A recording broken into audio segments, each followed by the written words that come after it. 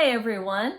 I recently asked some of my friends who've lived in Volcan for a while how life has changed over the years. I find their answers pretty interesting, and I think you will as well. Our family has lived here for about 8 years, and in that time we've noticed quite a few improvements.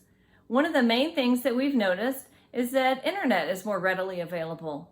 When we first moved here, we were only able to get antenna internet, and it was about 4 megabytes per second. So it was super slow. And now we can get Starlink, which is way better and a better deal. Another improvement is the side roads were all paved a couple of years ago. That made it where driving around here is much smoother, and you don't necessarily have to have a 4x4 to get around like you used to have to. Well, here are some of the thoughts of some of my friends. I hope you enjoy the video. Hello, my name is Veronica. I was born and raised in David. Volcan was our summer and weekends location for my family. Back in the late 90s, Volcan was much smaller in terms of population, but also in the activities and the amenities that we have now here. For example, I remember that the only supermarket available that I remember coming, it was the Super Barar. And most of the street were gravel. So I do remember being able to bike all over the city in the gravel roads, and there were no car or traffic that we needed to be aware of. The temperature here in Volcan was also colder. I remember to use sweater all the time because it was chilly, especially at night and during the rainy season. And even I can see it in the animals that now live here. There were no geckos in the house. It was too cold for them, but now I do have geckos in my house. And since there were not many activities in town, one of the major attraction was going into San Benito. I do remember the library there being open. Hopefully we're going to have it back soon. But also play days and family time at the San Benito area. Now we have so many more activities for kids and for adults, and like even restaurants and activities to do with them. Okay, well, I was just asked, how has Volcan changed? I've lived here over 16 years, almost 17 years now. And oh my goodness, when I first moved here, you could go across the main street and with your eyes closed and never hit anything. And now the other day I waited 5 minutes to cross the road. So yes, we have grown tremendously. We only had one or two stores really, and now we have absolutely everything you need. I think you could probably build a house and not have to go down the mountain to get too many things anymore. So yeah, it's amazing how many things we have here that we didn't have before. Hi, my name is Danielle. I've been in Panama for 18 years. I came here without children and have had 3 children here now. I homeschooled my kids, and now they're doing some homeschooling and some local schooling and some online. Anyways, we've loved it here for the most part. Our kids have obviously been raised here, and we've seen many changes in the community throughout the years. Mainly the biggest one I would say are more expats and more young families that have come. This has made a really big difference to the community, and there are just so many more Facebook groups now that you can meet people and find out what resources are available and what's happening around the area. And the schools also, there are a few good private schools that are a nice option now. I'm Louise. I've been here in the Volcan area for 20 years. So I've seen a lot of changes. Traffic, more traffic because there's more cars.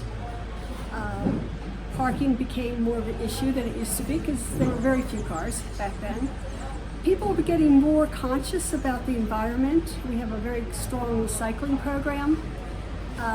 We have a neutering program for dogs. There were a lot of wild dog packs, a lot of them with all sorts of diseases, and that's been majorly curtailed.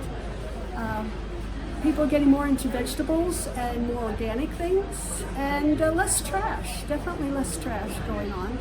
People are picking things up more and being more conscious. And a lot more choices of what you can buy in Volcan. More stores, more selection of things, and still a very friendly, wonderful town. Volcan has grown along with all of Panama.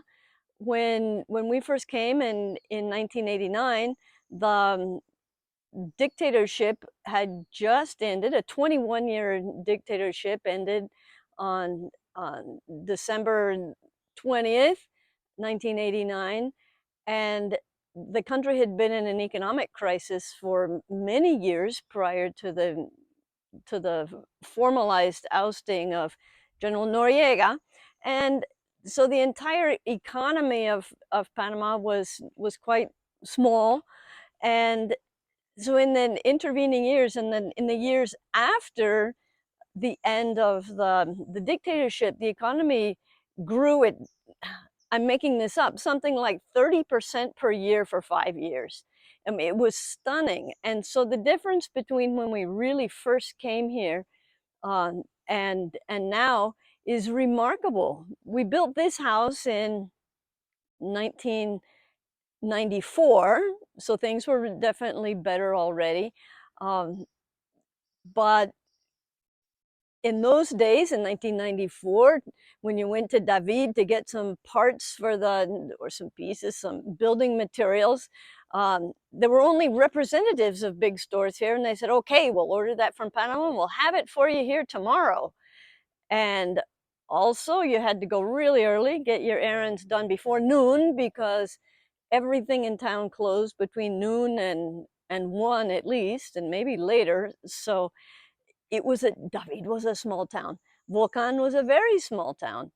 And as the population has grown of Panama, I think in those days, the population was around 2.5 million, and now we're up to 4.5 million. So really, the whole population is twice the size that it was then.